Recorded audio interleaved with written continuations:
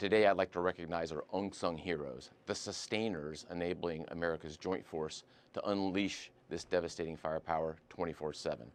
To be clear, there's no other military on earth that does logistics like the U.S. military, and our team is at the top of their game today. They're managing distribution networks that span thousands of miles to ensure that munitions, fuel, and supplies reach warfighters on the front line on time, every time. To all our sustainers and logisticians, thank you and keep up the great work.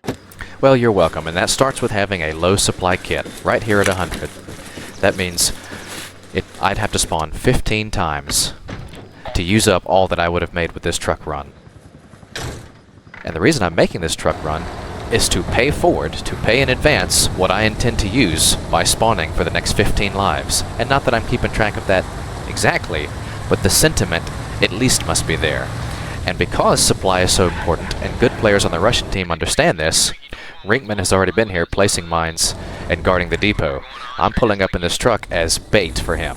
And when I hear him in the bushes, I eliminate him immediately. Because I already know he's there, because I already know how important this depot is. More important than any blue or red point on the map are the green ones. And to show you how much thought goes into the anti-supply side of the game, check out his loadout here.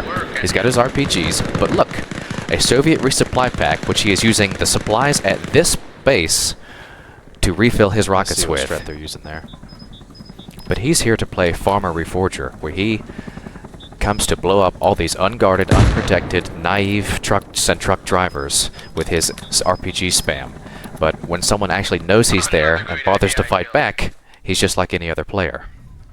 And the majority of the disparity between wins and losses in the US versus Russia vanilla servers is this dynamic that the US side does not understand as a team the importance of these supply depots and protecting them from guys like Rinkman who do nothing but camp them.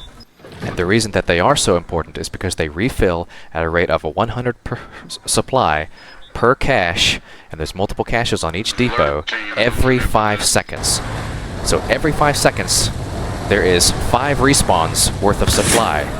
And that's why Rinkman is right back there before I can even leave. Now this next clip, without the speed up, takes about 2.5 minutes.